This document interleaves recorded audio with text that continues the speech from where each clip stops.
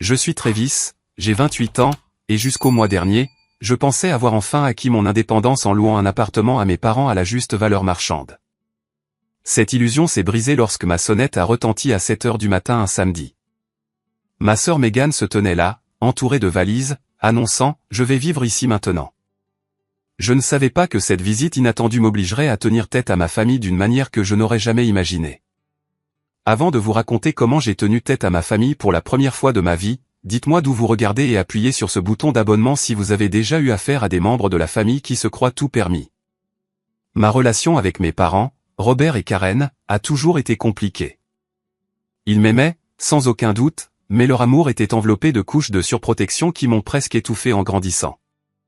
Chaque décision que je prenais était scrutée, des amis que je choisissais aux vêtements que je portais. Les candidatures à l'université. Ils avaient des opinions sur chaque école.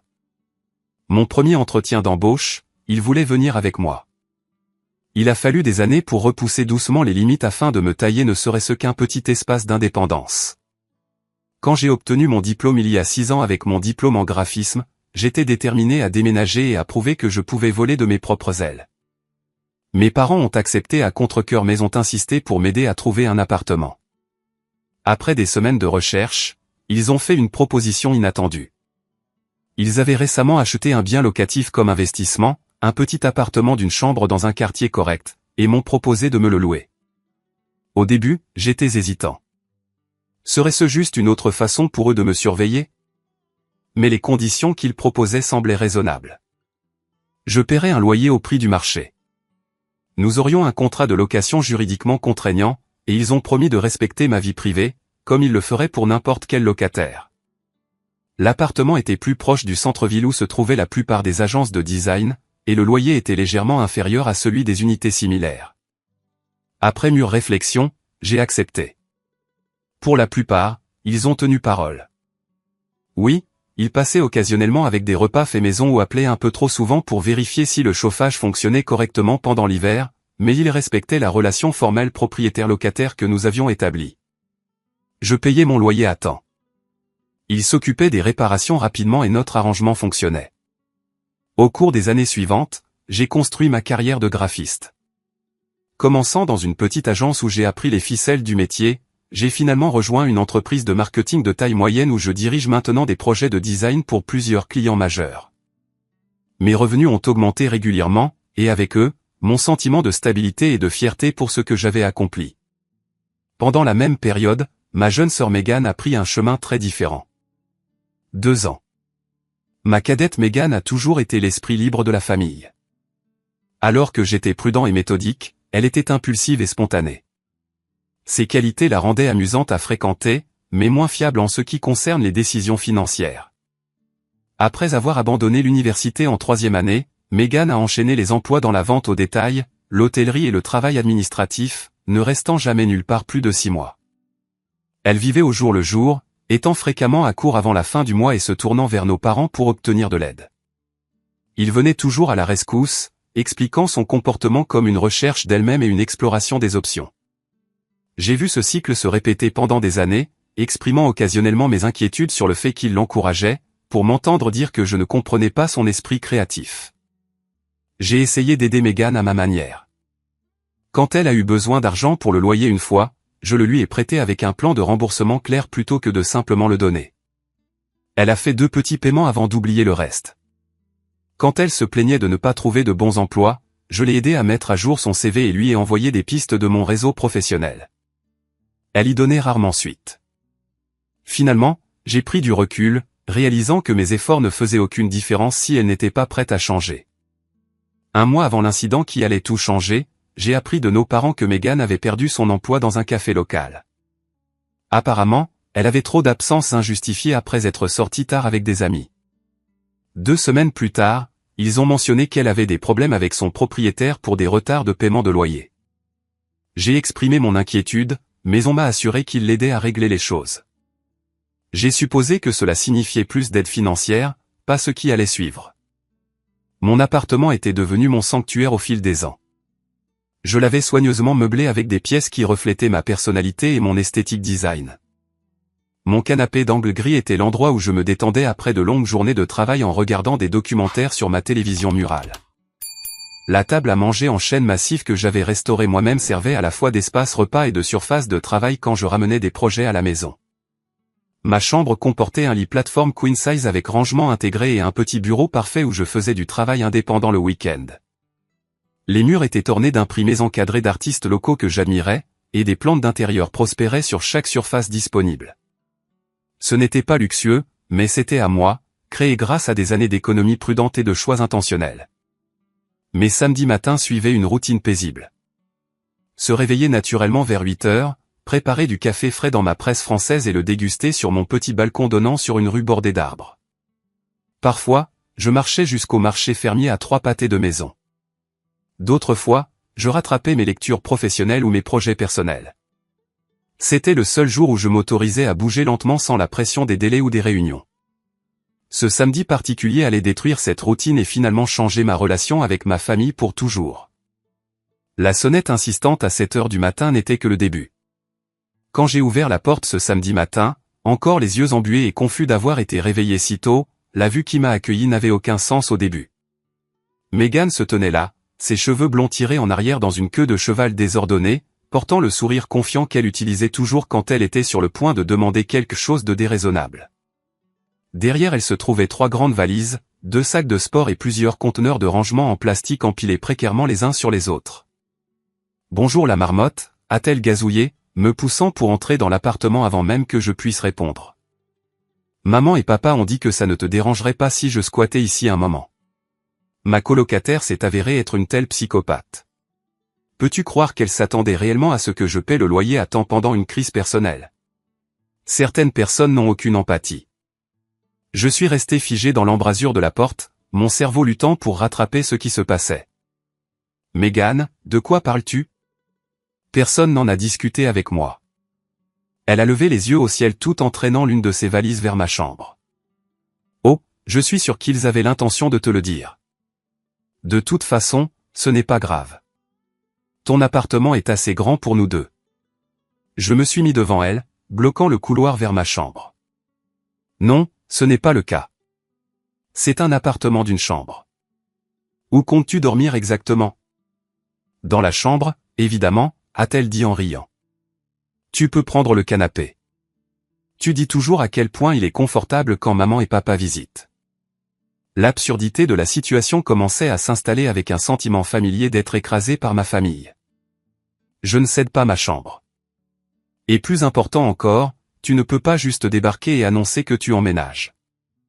Je travaille à domicile 3 jours par semaine. J'ai besoin de mon espace. L'expression de Mégane est passée de la confiance décontractée à l'innocence blessée. Une autre tactique que je l'avais vue déployer d'innombrables fois. Waouh, je ne peux pas croire que tu renverrais ta propre sœur alors qu'elle traverse une période difficile. Maman et papa l'ont déjà approuvé. Appelle-les si tu ne me crois pas. Et c'est exactement ce que j'ai fait. Avec Mégane s'installant confortablement sur mon canapé et faisant défiler son téléphone comme si l'affaire était réglée, je suis allé sur le balcon et j'ai appelé nos parents. « Oh, Travis, bonjour », a répondu ma mère joyeusement.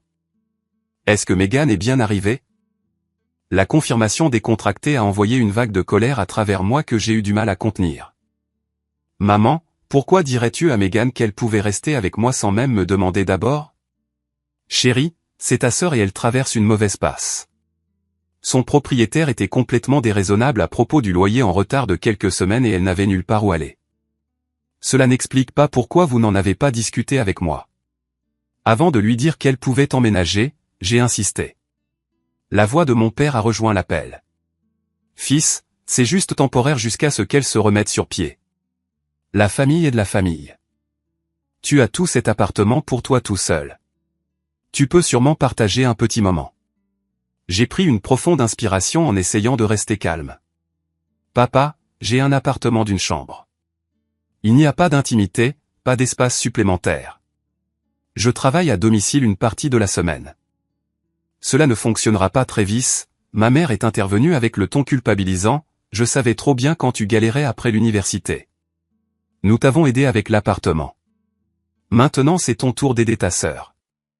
Vous ne m'avez pas aidé. Je l'ai corrigé. Je paie le loyer au prix du marché. Nous avons un contrat de location légal. C'est un arrangement commercial qui nous profite à tous les deux. C'est juste une formalité que mon père a écartée. À la fin de la journée, nous sommes une famille et la famille passe avant tout. Megan a besoin de soutien en ce moment. Je regarde à travers la porte vitrée coulissante ma sœur qui fouillait maintenant dans mon réfrigérateur. Combien de temps dure le temporaire? A-t-elle un plan pour trouver un nouvel emploi, un nouvel appartement?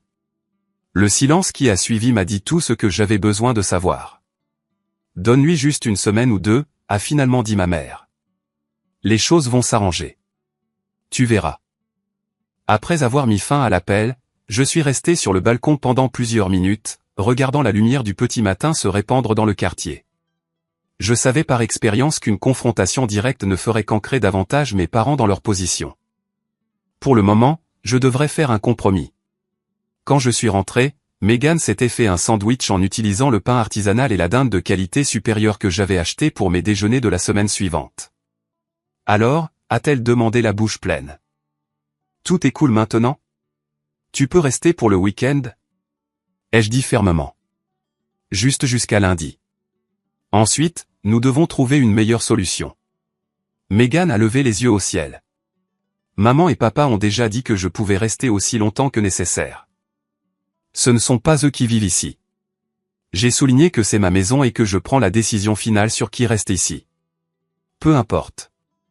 Elle a haussé les épaules. Tu t'habitueras à m'avoir dans les parages.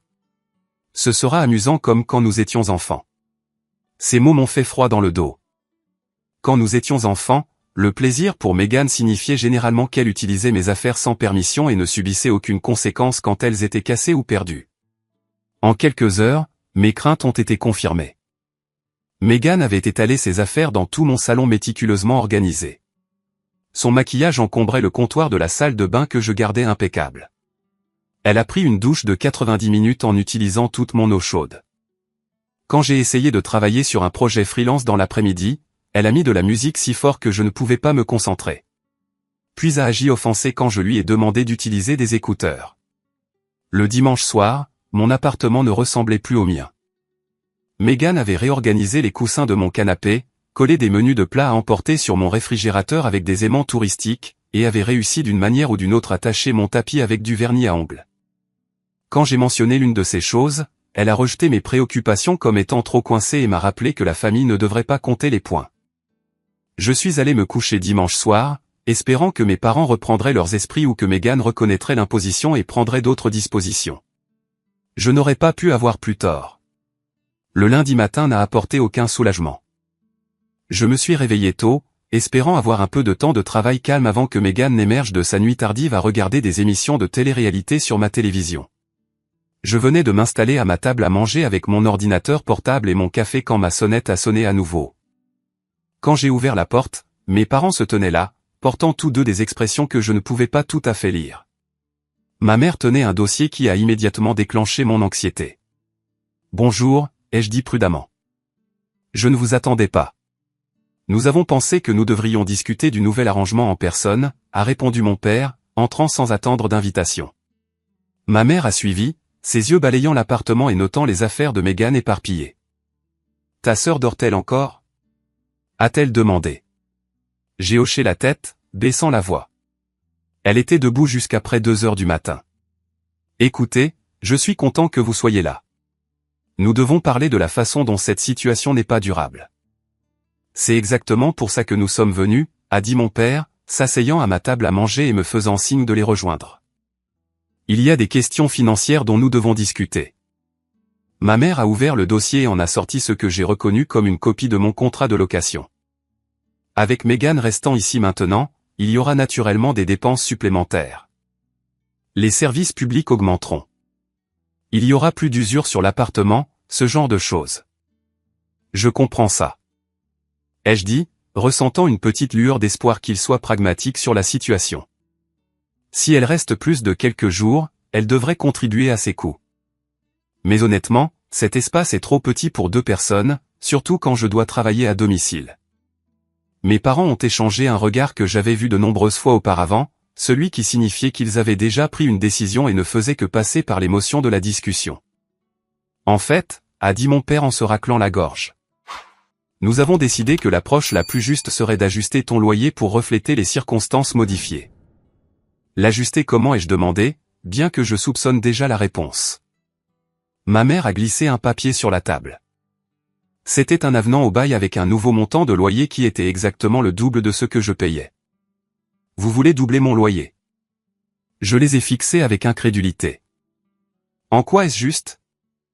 Je n'ai pas demandé de colocataire. Je ne veux pas de colocataire. Nous devons couvrir nos dépenses pour Mégane. Mon père a expliqué comme si c'était la chose la plus raisonnable au monde. Elle n'est pas en mesure de payer un loyer pour le moment, mais les coûts pour la soutenir doivent venir de quelque part. J'ai senti mon visage devenir chaud. Donc, laissez-moi bien comprendre. Mégane perd son emploi à cause de sa propre irresponsabilité. Elle se fait expulser parce qu'elle ne paie pas son loyer. Et votre solution est de la forcer dans mon espace et de me faire payer pour ce privilège. Ne sois pas si dramatique, Travis, a soupiré ma mère. Mégane traverse une période difficile et a besoin de soutien familial. Tu as un emploi stable et peut te permettre d'aider. Ce n'est pas la question, ai-je insisté. Je paie déjà un loyer au prix du marché pour cet appartement. Si quoi que ce soit, Mégane devrait me payer un loyer en tant que sous-locataire. Non pas que je veuille cet arrangement du tout. Mon père s'est penché en avant. Fils, le contrat de location a toujours été juste une formalité entre la famille. La réalité est que nous possédons cet appartement et nous décidons des conditions. Un bail légal n'est pas une formalité, ai-je contré. C'est un contrat contraignant qui protège les deux parties. Sois réaliste, est intervenue ma mère. Préférerais-tu que nous louions cet endroit à un étranger aux taux actuels du marché parce que nous pourrions obtenir beaucoup plus que ce que tu paies maintenant? J'ai pris une profonde inspiration en essayant de rester calme. Et si Mégane prenait ses responsabilités? A-t-elle postulé pour de nouveaux emplois? Cherche-t-elle son propre endroit? Mes parents ont bougé mal à l'aise. Elle a besoin de temps pour se remettre de ce revers, a dit ma mère défensivement. Le marché du travail est très stressant en ce moment. Et le marché du logement est encore pire, a ajouté mon père. Elle ne peut pas se permettre un endroit décent toute seule en ce moment. Donc, votre solution est de me punir pour ses choix? Ai-je demandé incrédule. Nous ne punissons personne, a insisté ma mère. Nous demandons à chacun de contribuer ce qu'il peut pour soutenir la famille. En ce moment, c'est comme ça que tu peux aider. Je me suis levé de la table, ma décision prise. Si vous doublez mon loyer, je déménagerai. Je peux trouver mon propre endroit où je n'ai pas à subventionner l'irresponsabilité de quelqu'un d'autre. À ma grande surprise, mes deux parents ont ri. Bonne chance pour trouver un endroit abordable sur ce marché, a ricané mon père. Les prix des loyers ont monté en flèche l'année dernière. Tu finiras par payer plus pour moins d'espace n'importe où ailleurs dans cette zone, et tu aurais besoin du loyer du premier et du dernier mois, du dépôt de garantie, des frais de dossier, a énuméré ma mère sur ses doigts. Ce sont des milliers de dollars d'avance. As-tu même ce genre d'argent économisé? Leur attitude méprisante m'a fait l'effet d'une gifle. Ils supposaient que j'étais toujours le diplômé d'université financièrement naïf que j'avais été il y a des années, pas un professionnel qui avait soigneusement économisé et construit son crédit. Avant que je puisse répondre, Mégane a émergé de ma chambre, bâillant dramatiquement. Bonjour tout le monde. Y a-t-il du café? Nous étions juste en train d'expliquer le nouvel arrangement à ton frère, a dit ma mère avec une gaieté forcée. Mégane a hoché la tête en se versant du café dans ma tasse préférée. À propos du truc du loyer. Ouais, c'est logique. Après tout, l'appartement est assez grand pour nous deux. J'ai regardé ma famille assise dans mon salon, prenant des décisions sur ma vie sans aucune considération pour ce que je voulais ou dont j'avais besoin. À ce moment-là, quelque chose a changé en moi. Pendant des années, j'avais essayé de maintenir l'harmonie familiale en faisant des compromis, en étant le raisonnable. Mais il n'y avait pas de raisonnement avec ce niveau de sentiment d'avoir tous les droits. J'ai besoin de temps pour y réfléchir, ai-je dit. Finalement. Mon père s'est levé clairement. Considérant l'affaire réglée, le nouveau loyer commencera le mois prochain. Cela te donne quelques semaines pour ajuster ton budget. Alors qu'il se préparait à partir, ma mère a ajouté « Oh, et peut-être que tu pourrais faire de la place dans ton placard pour les vêtements de Meghan. Elle a une si belle garde-robe. Ce serait dommage de tout garder emballé. » Après leur départ, je me suis retiré à nouveau sur mon balcon, le seul espace de mon appartement qui semblait encore être le mien. Meghan avait déjà connecté sa console de jeu à ma télévision et insulté bruyamment d'autres joueurs en ligne. J'avais un mois pour décider de mon prochain coup. Vivre avec Meghan s'est rapidement avéré pire encore que ce que j'avais prévu. Ce qui devait être un séjour temporaire d'un week-end s'était transformé en un arrangement indéfini avec la pleine bénédiction de mes parents et ma frustration complète. Dès le mercredi de cette première semaine, j'avais compilé une liste mentale de griefs qui s'allongeait d'heure en heure. Meghan traitait mon réfrigérateur comme un distributeur automatique gratuit, consommant la nourriture que j'avais achetée et ne remplaçant jamais rien. 2 fois, je suis rentré du travail en m'attendant à avoir des restes pour le dîner, pour trouver des récipients vides dans l'évier. « Oh, c'était à toi » demandait-elle avec une fausse innocence quand je la confrontais. « Je pensais que tu avais fini avec. Je ferai des courses quand j'aurai de l'argent qui rentre. » Cet argent, bien sûr, ne s'est jamais matérialisé parce que la recherche d'emploi de Meghan consistait à faire défiler occasionnellement les annonces tout en se plaignant que rien ne correspondait à ses compétences. Ce qu'étaient ces compétences restait un mystère puisque je ne l'avais jamais vu accomplir une tâche qui ne profitait pas directement à ses désirs immédiats. L'unique salle de bain de l'appartement est devenue un champ de bataille constant.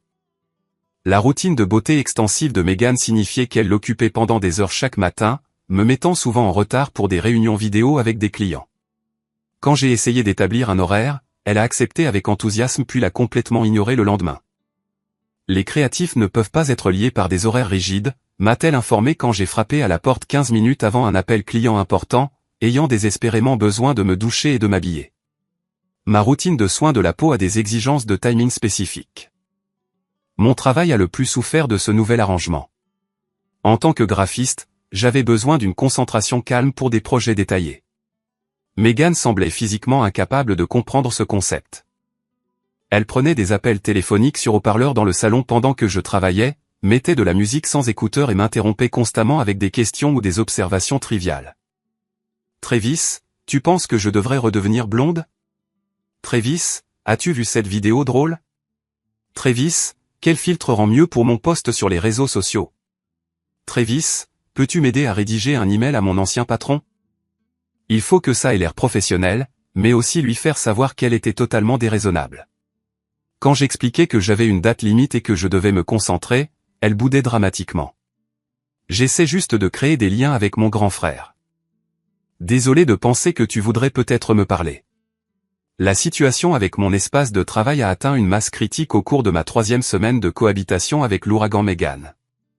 Comme j'avais commencé à penser à elle, j'avais une présentation vidéo importante avec un nouveau client potentiel, une chaîne de vente au détail nationale qui pourrait considérablement booster mon portefeuille et mes revenus.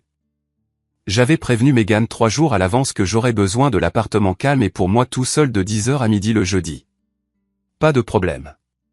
Elle m'avait assuré, je me ferai rare.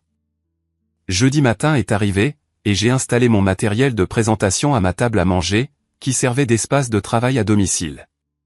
J'avais soigneusement arrangé mon arrière-plan avec une étagère visible et une petite plante ajoutant une touche de professionnalisme au cadre. 30 minutes avant l'appel, Meghan était encore en pyjama en train de manger des céréales sur le canapé. « Meghan, tu as dit que tu serais sortie pendant ma présentation. » Je lui ai rappelé avec une anxiété croissante. « Détends-toi » a-t-elle dit la bouche pleine de mon granola premium. « Je vais juste traîner dans la chambre. Tu ne sauras même pas que je suis là. » À contre-cœur, j'ai accepté ce compromis, lui faisant promettre de rester silencieuse. L'appel a bien commencé. Le client semblait impressionné par mon portefeuille et les concepts initiaux que j'avais développés pour le rafraîchissement de marque.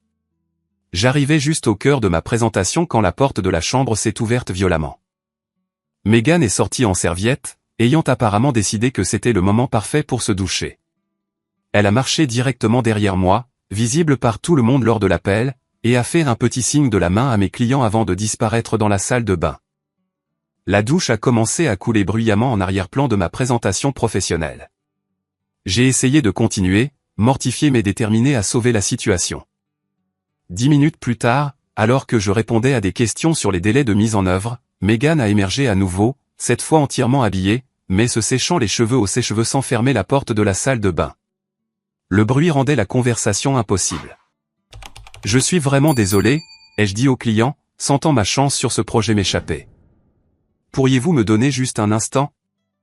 Je me suis mis en sourdine, me suis précipité vers la salle de bain et ai fermé la porte, lançant à Megan un regard qui aurait dû la pétrifier. Quand l'appel s'est miséricordieusement terminé, je savais d'après les adieux polis mais distants du client que j'avais perdu l'opportunité. Les dommages à ma réputation professionnelle étaient faits. « Qu'est-ce qui ne va pas chez toi ?» ai-je exigé quand Megan a finalement émergé. Tu savais à quel point c'était important pour moi. Elle a haussé les épaules complètement indifférente. Ce n'est pas comme si j'avais interrompu exprès. J'avais besoin de me doucher et j'ai essayé d'être rapide. De plus, ils avaient l'air sympas. Je parie qu'ils t'embaucheront quand même. Ce soir-là, j'ai reçu un email me remerciant pour mon temps, mais m'informant qu'ils avaient décidé de choisir un autre designer. La perte de revenus de ce contrat aurait couvert 3 mois de mon loyer actuel. La goutte d'eau est arrivée ce week-end-là. J'avais décidé de rester tard au bureau le vendredi pour finir un projet, reconnaissant pour la paix et la tranquillité. Quand je suis rentré vers 21h, de la musique hurlait de mon appartement, audible même depuis l'entrée de l'immeuble. En approchant de ma porte, je pouvais entendre plusieurs voix et des rires. À l'intérieur, j'ai trouvé une fête en plein essor. Au moins 15 personnes étaient entassées dans mon petit salon. Quelqu'un avait déplacé ma table à manger pour faire de la place pour danser. Des boissons en équilibre précaire sur mes étagères, et l'air était épais de fumée de cigarettes, malgré la politique stricte non-fumeur de mon immeuble. Megan m'a repéré à travers la pièce et a bondi vers moi, clairement après plusieurs verres. « Travis, tu es enfin rentré, tout le monde. Voici mon frère super sérieux dont nous apprécions l'appartement. » Quelques personnes ont levé leur verre dans ma direction avant de retourner à leur conversation. « Qu'est-ce qui se passe ici ?» ai-je demandé, luttant pour garder ma voix égale. « Juste une petite réunion. » Megan a bredouillé légèrement. Quelques amis de mon ancien travail étaient libres. Et j'ai pensé, pourquoi pas ? Tu n'as pas pensé à me demander.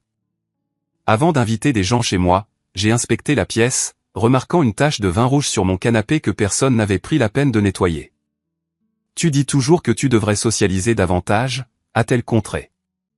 Je t'aide à rencontrer de nouvelles personnes. J'ai besoin que tout le monde sorte, ai-je dit fermement. Maintenant, ne sois pas un rabat-joie, a boudé Megan.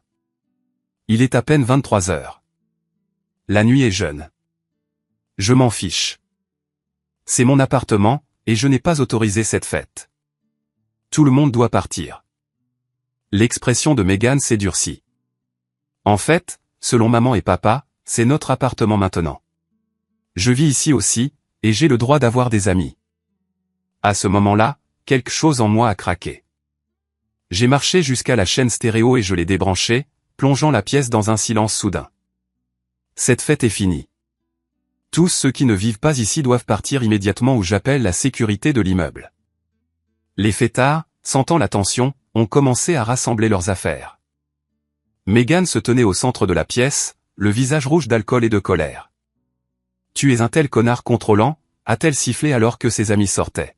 « Pas étonnant que tu n'aies pas d'amis à toi. » Après le départ du dernier invité, j'ai inspecté les dégâts dans mon appartement. Des canettes de bière et des bouteilles d'alcool jonchaient chaque surface. Quelqu'un avait cassé l'un de mes cadres. La salle de bain était dans un état qui défiait toute description. Et mon canapé, mon magnifique canapé d'angle gris pour lequel j'avais économisé pendant des mois, portait maintenant une tache rouge inquiétante que je soupçonnais ne jamais partir complètement. « Tu dois nettoyer ça », ai-je dit à Megan. Elle a levé les yeux au ciel et s'est affalée sur le canapé taché. « Je le ferai demain. Je suis trop fatigué maintenant. »« Non, tu vas le faire maintenant. »« Ou quoi ?» a-t-elle défié, la confiance familière de quelqu'un qui n'avait jamais affronté de conséquences revenant dans sa voix. « Tu vas le dire à maman et papa, vas-y. Ils pensent déjà que tu es égoïste à propos de tout cet arrangement. » À ce moment-là, en regardant ma sœur se prélasser sur mes meubles ruinés dans mon espace violet, j'ai pris ma décision. Ma famille m'avait poussé trop loin et il était temps de riposter.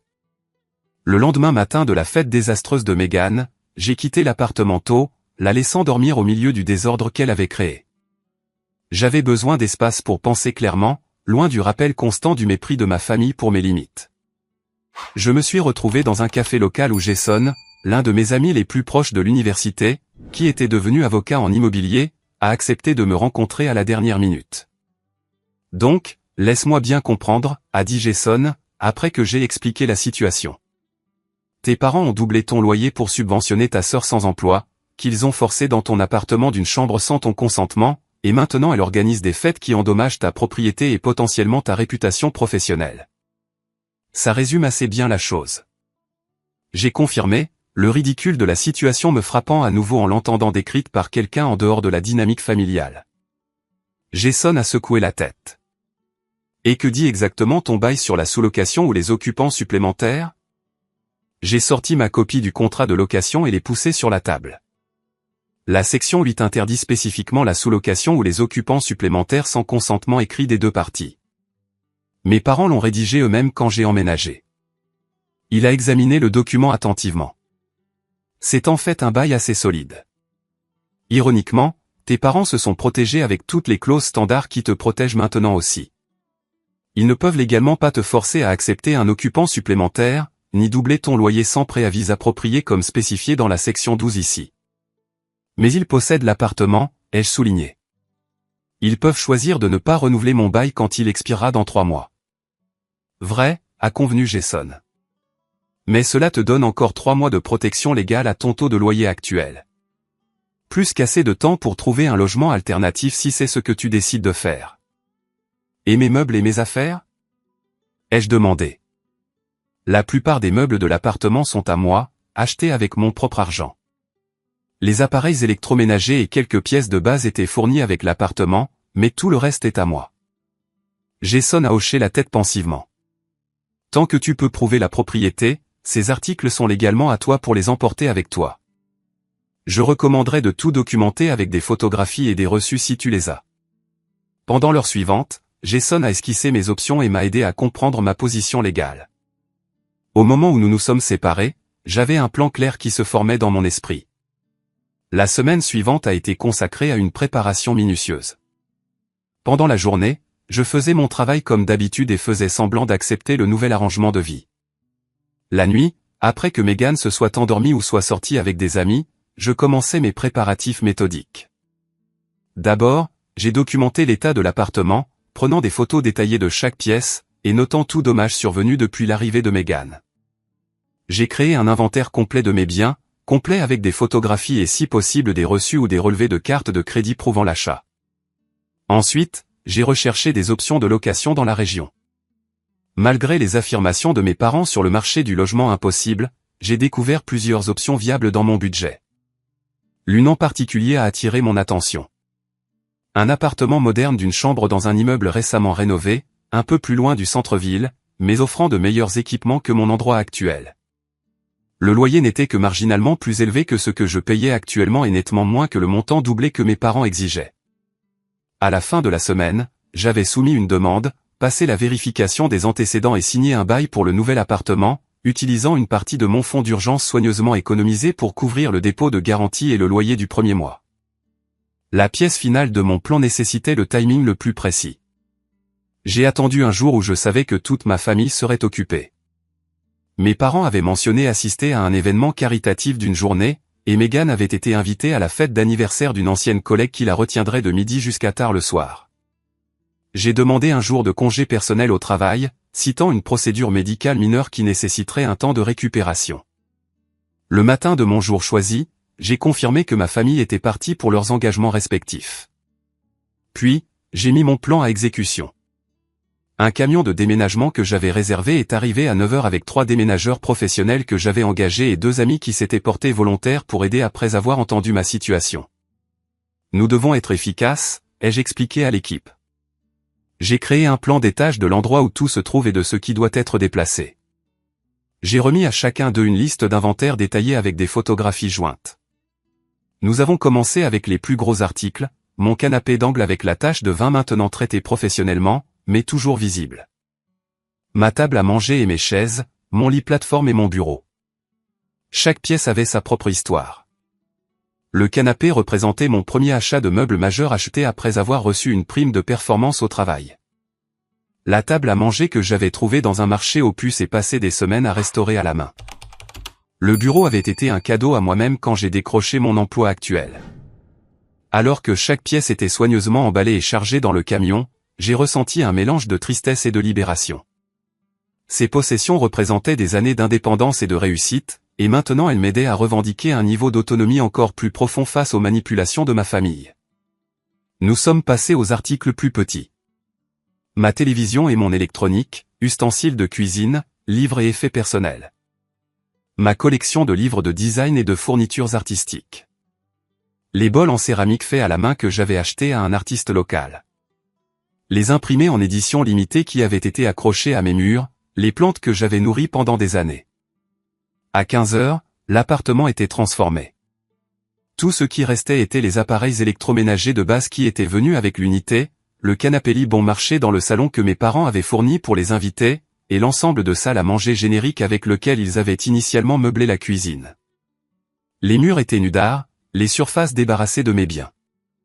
Il ressemblait étrangement à ce qu'il était le jour où j'ai emménagé 6 ans plus tôt, bien que maintenant avec l'usure ajoutée de l'habitation. J'ai effectué une dernière visite, m'assurant que je n'avais rien oublié d'important. Dans la chambre, j'ai laissé les stores standards, mais j'ai pris les rideaux occultants que j'avais installés. Dans la salle de bain, j'ai laissé le rideau de douche, mais j'ai emballé mes bonnes serviettes et tous les articles de soins personnels. Dans la cuisine, j'ai laissé le micro-ondes qui était venu avec l'appartement, mais j'ai pris la presse française, le moulin à café et les couteaux de qualité dans lesquels j'avais investi au fil des ans. Le dernier article que j'ai emballé était une petite plante succulente en pot qui avait été un cadeau de pendaison de crémaillère d'un collègue quand j'ai emménagé pour la première fois. Elle avait survécu à mes débuts maladroits en jardinage et prospéré sous des soins de plus en plus avertis, produisant finalement de minuscules rejetons que j'avais replantés. À bien des égards, elle représentait ma propre croissance au fil des ans dans cet espace. Avec le camion de déménagement chargé et en route vers mon nouvel appartement, je me suis assis à la table à manger maintenant vide et j'ai écrit une lettre à ma famille. J'ai expliqué ma décision clairement et sans émotion, j'ai souligné la base légale de mes actions et exprimé l'espoir qu'une fois la colère initiale passée, nous pourrions reconstruire notre relation sur des termes plus respectueux. J'ai placé ma copie des clés de l'appartement sur la lettre, j'ai jeté un dernier coup d'œil à l'espace dépouillé et j'ai fermé la porte derrière moi. En conduisant vers mon nouvel appartement pour retrouver le camion de déménagement, j'ai senti un poids se lever de mes épaules. Pour peut-être la première fois de ma vie d'adulte, j'avais fixé une limite avec ma famille et tenu bon malgré la manipulation émotionnelle qu'ils avaient déployée. Quoi qu'il arrive ensuite, je savais que j'avais fait un pas crucial vers une véritable indépendance. La première indication de la réaction de ma famille est arrivée moins de 2 heures après que je me sois installé dans mon nouvel appartement. Mon téléphone a explosé de notifications. 12 appels manqués de ma mère, 8 de mon père, et un flux de SMS de plus en plus furieux de Megan. Comment as-tu pu faire ça? Lisez le premier message de Megan, suivi de « Je suis rentré à la maison pour ne rien trouver », et ensuite « Maman et papa pètent les plombs ». J'avais anticipé cette réaction et avais déjà décidé de maintenir un contact minimal pendant les retombées émotionnelles initiales. J'ai envoyé un SMS bref à mes parents. J'ai reçu vos messages. J'ai laissé une lettre expliquant ma décision. Je suis en sécurité et je vous contacterai quand tout le monde aura eu le temps de traiter ce changement. Ensuite, j'ai mis mon téléphone en silencieux et j'ai continué à déballer mes affaires dans mon nouvel espace, arrangeant les meubles et accrochant des œuvres d'art dans une disposition qui semblait à la fois familière et rafraîchissante. Mon nouvel appartement avait de grandes fenêtres qui remplissaient les pièces de lumière naturelle, une caractéristique qui manquait à mon ancien logement. La cuisine était plus petite, mais plus efficacement conçue, et la salle de bain avait été récemment mise à jour avec des équipements modernes. Plus important encore, c'était à moi seul, un sanctuaire où personne ne pouvait imposer sa volonté sans mon consentement. Le lendemain matin, je me suis réveillé pour constater que le bombardement numérique s'était intensifié pendant la nuit. Megan avait posté une série de stories sur ses comptes de réseaux sociaux, me peignant comme le méchant qui avait abandonné sa pauvre sœur en difficulté sans avertissement. Mon propre frère m'a laissé avec rien d'autre qu'un appartement vide, a-t-elle écrit, accompagné de photos des pièces nues qui omettaient commodément les meubles de base que j'avais laissés derrière. Mes parents étaient passés des appels et SMS aux emails, leur message oscillant entre des supplications culpabilisantes. Comment as-tu pu faire ça à ta sœur? Elle est dévastée et n'a nulle part où dormir et des menaces à peine voilées. Ton bail stipule clairement que le retrait des installations sans permission entraîne la perte de ton dépôt de garantie. J'ai répondu par un seul email factuel. Tous les articles retirés étaient ma propriété personnelle achetée avec mes propres fonds. L'appartement conserve toutes les installations et tous les meubles qui étaient présents lorsque j'ai signé le bail. J'ai une documentation et des photographies détaillées pour vérifier cela ainsi que des témoins du processus de déménagement. Je suis prêt à discuter de cette question plus avant une fois que tout le monde sera prêt à avoir une conversation calme et respectueuse. Le ton professionnel a semblé leur donner une pause, du moins temporairement. Mais le répit fut de courte durée. Cet après-midi-là, alors que j'installais mon bureau à domicile dans la deuxième chambre de mon nouvel appartement, un luxe que mon précédent logement n'avait pas offert, j'ai reçu un appel d'une collègue. Travis, tes parents sont ici au bureau et demandent à te voir. Ils ont l'air assez contrariés. La sécurité leur parle, mais j'ai pensé que tu devrais le savoir. Je l'ai remercié pour l'avertissement et j'ai immédiatement appelé mon superviseur pour expliquer la situation. Il a été compréhensif et m'a assuré que la sécurité gérerait cela de manière appropriée. Plus tard, il m'a informé que mes parents étaient finalement partis après s'être fait dire fermement que perturber un lieu de travail était inacceptable et que toute communication devrait passer par les canaux appropriés. Pendant la semaine suivante, j'ai gardé mes distances, répondant aux messages uniquement par de brèves déclarations factuelles et refusant de m'engager dans des manipulations émotionnelles. Je me suis concentré sur mon installation dans ma nouvelle maison et le rattrapage des projets de travail qui avaient souffert pendant le chaos du mois passé. La campagne sur les réseaux sociaux de Meghan a continué, cependant, avec un engagement décroissant à mesure que ses amis se lassaient du drame. Mes parents alternaient entre des demandes colériques et des lamentations tristes sur la loyauté familiale. J'ai tout enduré avec une résolution calme qui m'a surpris moi-même. Finalement, comme je l'avais espéré, l'intensité émotionnelle a commencé à diminuer. 10 jours après mon déménagement, j'ai reçu un email de mon père avec un ton nettement différent. Ta mère et moi aimerions te rencontrer pour discuter des événements récents. Nous suggérons samedi à 11 h au café près de ton ancien appartement. Merci de nous faire savoir si cela convient à ton emploi du temps. J'ai accepté la réunion mais suggéré un endroit différent, un café neutre à mi-chemin entre nos maisons. J'ai également demandé que Meghan soit présente car les problèmes nous concernaient tous. Ils ont accepté à contre-cœur. Samedi est arrivé et je suis entré dans le café avec des émotions mitigées, de l'anxiété à propos de la confrontation à venir, mais aussi de la fierté de tenir bon.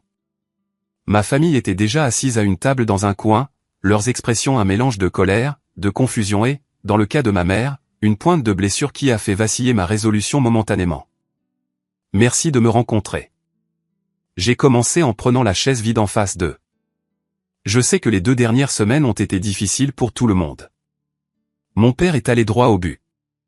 Nous voulons récupérer nos meubles. Tu n'avais aucun droit de les prendre.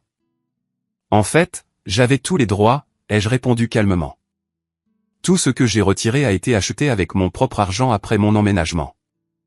J'ai des reçus, des relevés de cartes de crédit et des photographies documentant tout cela. Cet appartement était entièrement meublé quand tu as emménagé, a insisté ma mère, bien qu'avec moins de certitude. Il avait des meubles de base, je l'ai corrigé. Un canapé-lit, un petit ensemble de salle à manger, des appareils électroménagers et un cadre de lit avec matelas. Tous ces articles sont restés quand je suis parti. Mais tu savais que Meghan avait besoin de ces choses, s'est exclamée ma mère. Comment est-elle censée vivre là maintenant? De la même manière que je l'ai fait quand j'ai emménagé pour la première fois, ai-je souligné, avec les meubles de base fournis complétés par des articles qu'elle achète elle-même. Meghan, qui avait été inhabituellement silencieuse, a finalement pris la parole. Tu aurais au moins pu me laisser la télévision et cette machine à café chic et quelques plats. Je n'ai rien. J'ai laissé les plats qui étaient venus avec l'appartement, ai-je dit, et le micro-ondes. La télévision et la machine à café étaient à moi. Achetées avec mon argent. C'est ridicule, a fulminé mon père. La famille ne se chicane pas pour des sous comme ça.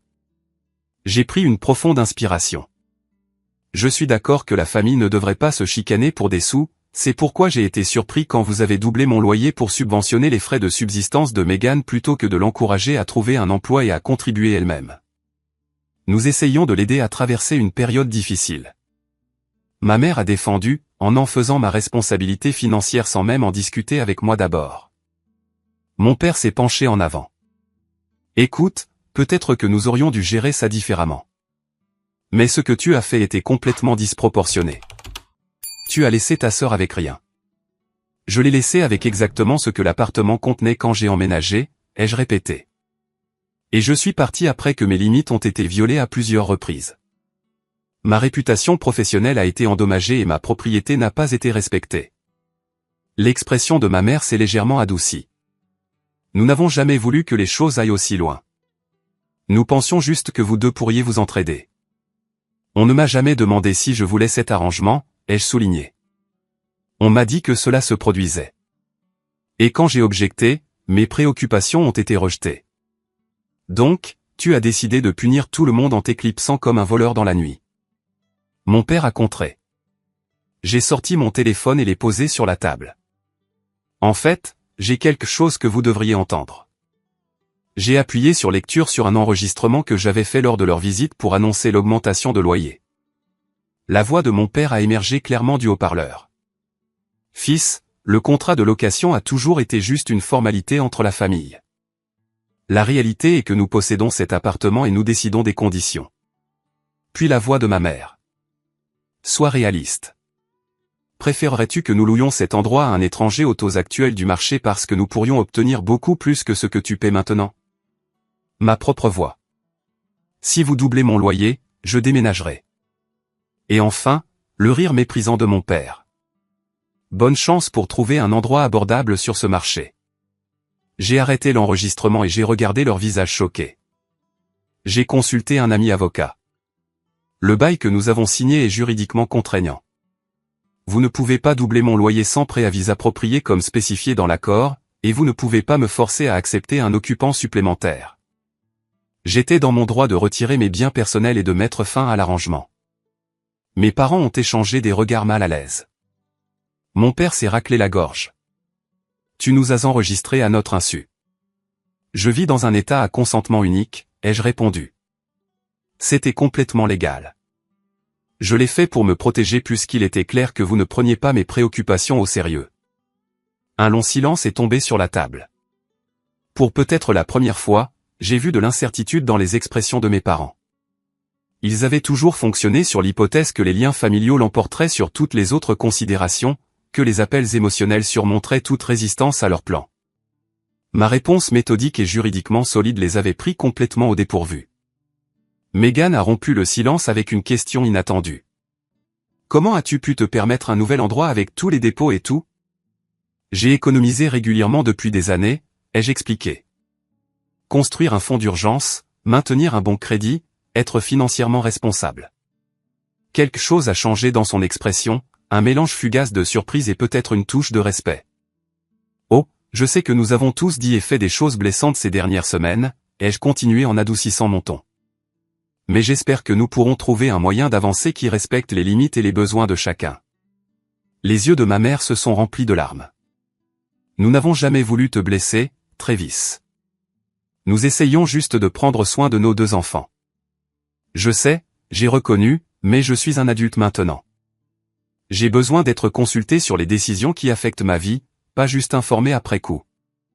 Mon père s'est rassis dans sa chaise, sa colère semblant dégonfler. Alors, où cela nous mène-t-il? Cela dépend de nous tous, ai-je dit. Je suis prêt à travailler à la reconstruction de notre relation, mais certaines choses doivent changer. Nous devons mieux communiquer, respecter les limites de chacun, nous traiter comme des adultes. La conversation qui a suivi n'a pas été facile. Les vieux schémas ne se dissolvent pas en une seule discussion. Mais pour peut-être la première fois, ma famille m'écoutait. Vraiment écouter sans rejeter immédiatement mon point de vue. C'était un petit pas, mais significatif. Alors que nous nous préparions à partir, Megan m'a surpris à nouveau. Ton nouvel endroit. Est-ce qu'il est bien? Il l'est, lui ai-je dit. Différent, mais bien à sa manière. Elle a hoché la tête pensivement.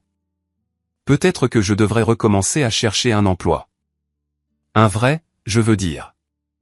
Ce n'étaient pas des excuses, pas exactement. Mais venant de Meghan, cela ressemblait au début de quelque chose de nouveau. 6 mois après mon départ abrupt de l'appartement familial, j'étais assis sur le balcon de ma nouvelle maison, regardant le coucher de soleil peindre le ciel de nuances d'orange et de rose. La plante succulente en pot qui m'avait accompagné depuis mon ancien logement avait prospéré dans son nouvel environnement, poussant de nouvelles croissances qui semblaient refléter mon propre développement personnel. La transition n'avait pas été facile. Pendant le premier mois après notre confrontation au café, la communication avec ma famille avait été minimale et tendue. Mes parents, traitant encore leur choc face à mon action décisive, maintenaient une distance froide. Meghan a été étonnamment la première à tendre la main de manière significative. J'ai un travail, lisait son SMS, 3 semaines après notre réunion. Assistante gérante dans une boutique du centre-ville. La paie n'est pas incroyable, mais c'est un début. Je l'ai félicité sincèrement, et nous avons commencé un échange prudent de messages qui a progressivement augmenté en fréquence et en chaleur.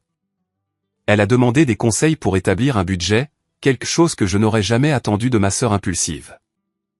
J'ai partagé les modèles de gestion financière que j'avais développés pour moi-même au fil des ans, soigneusement ajustés à son niveau de revenu et à ses objectifs. Mes parents ont mis plus de temps à revenir. Le tournant est venu quand mon père m'a appelé un soir, sa voix inhabituellement hésitante.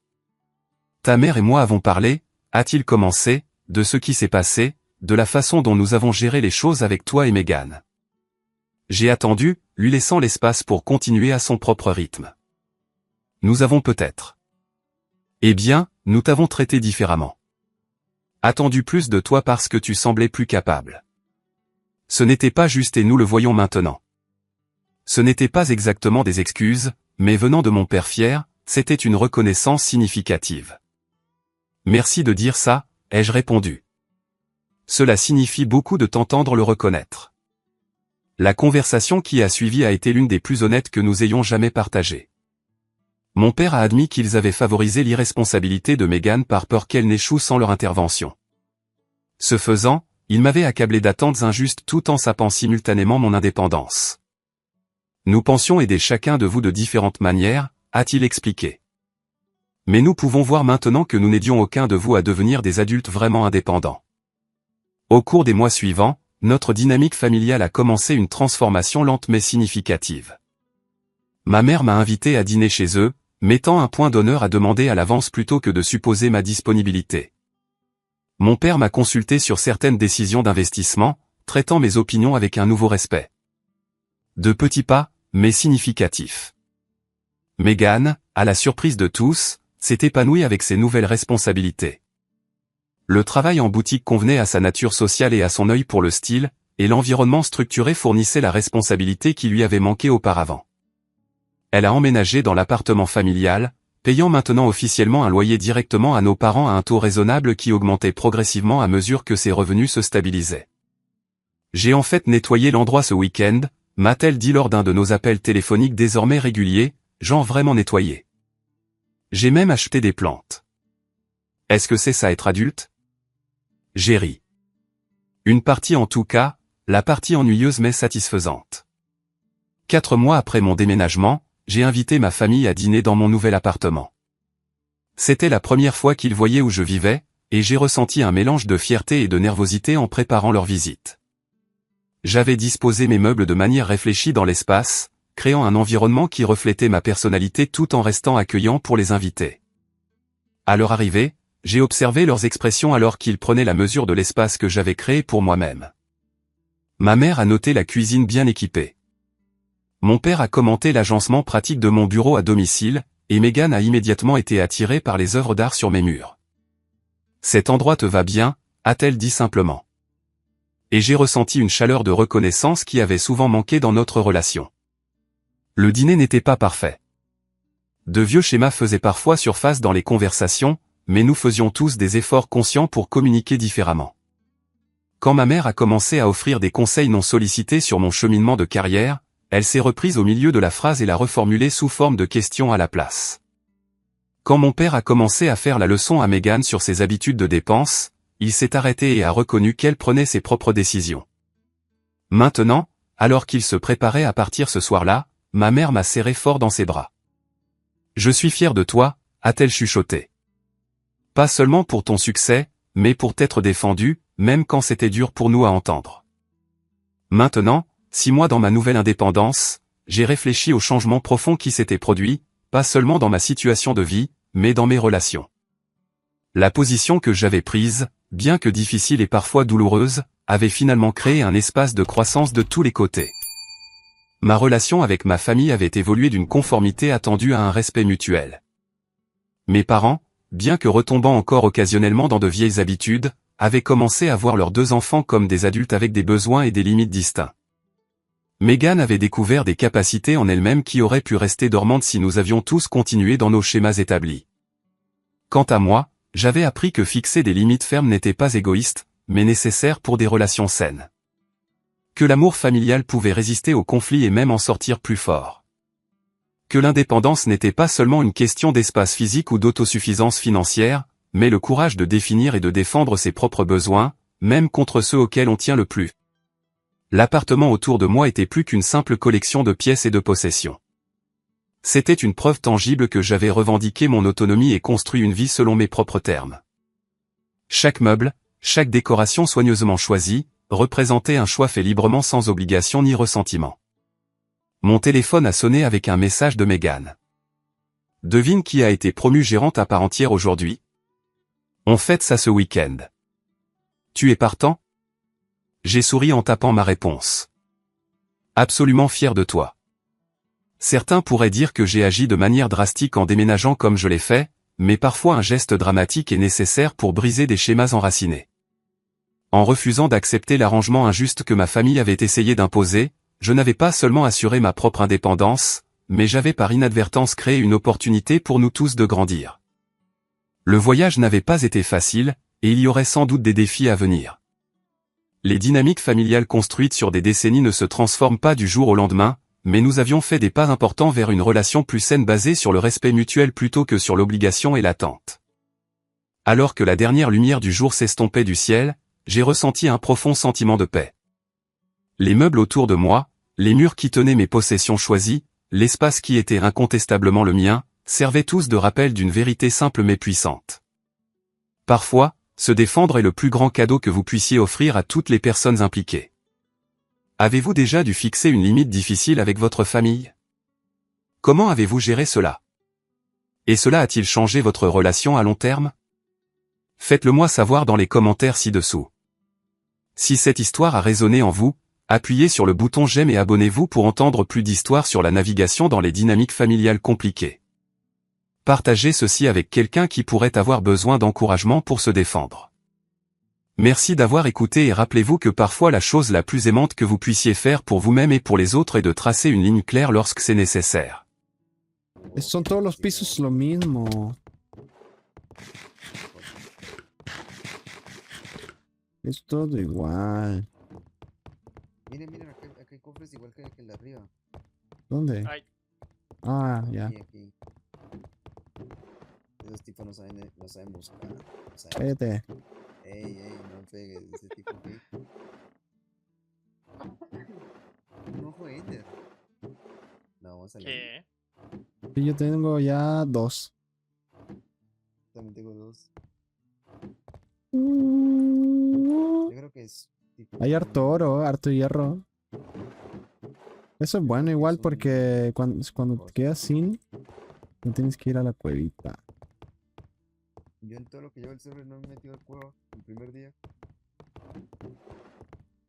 Es que tú eres Yo- chévere. Creo que tengo ya Eres chido. oro y hierro para toda la serie, la Punch. verdad. ¿Ay, what? Ah. Uy, potis de experiencia. ¿Ustedes escucharon una voz? No, Sí, no hay alguien no. llama a Tonch. Entonces. No hay Guatón. nada ya. Perro guatón. Botón culeado. Una persona quiere hablar contigo, Tonch. Ojo. Bueno, Julieta. supongo que toca volver a subir. Julieta. Pero subamos por afuera, ¿no? Había una que estaba abierta. ¿Sí? Guatón. Sí. Culiao. Aquí el bandido fue Romeo. Fierro, pariente.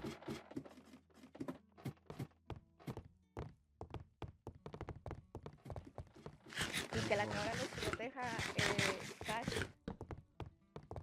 Ey, Víctor y Dino. Y nadie está contra mí. Por aquí, subamos. no, pero por aquí no se sube.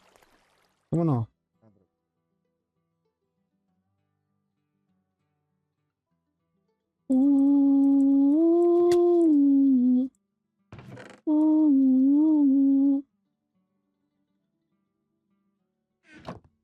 Hello. Dice el otro. Creo que podemos tratar de subir todo, ¿no? ¿Y bajar? Este subió no, todo. más, ¿no? No, pero exploremos este piso que estábamos y no bajemos más de ahí. Ok, Porque igual bien, habían es que buenas este piso cosas. Es que este piso no hay más para abajo. ¿O sí? Ah, sí, sí, de aquí bajamos. Oye, ¿y esto? Pues de aquí es donde nos vinimos No. y aquí subimos. Ah, de veras. Sí, mira que este cofre está looteado. Sí, sí, por acá no, por acá no. No, pero creo que no nos pasamos por algún lado, o sea, debe haber como una intersección. De verdad. Yo creo que, mira, Un poco arriba, un poco arriba, sí. Aquí. Aquí no. ¿Por dónde empezamos? Aquí es donde quitamos el Ah, primer ya. spawner. Aquí no hay que bajar. De Entonces aquí, sería como a- de este piso no hay que bajar. Ah, por acá fue por donde, sí, por aquí ya pasamos. No, aquí es donde bajamos. Acá hay otro Sí, sí, sí. spawner. Ah, no. Espérense, aquí hay cosas. Acá hay cosas, ¿eh? Esquinas. Ojito. Hay buenas cosas. A ver, Enderpell. Enderpell. más Ahí lo experiencia y esmeraldas. Mira aquí. Acá arriba hay cosas, ¿eh? Hay un cofre. Voy. A ver,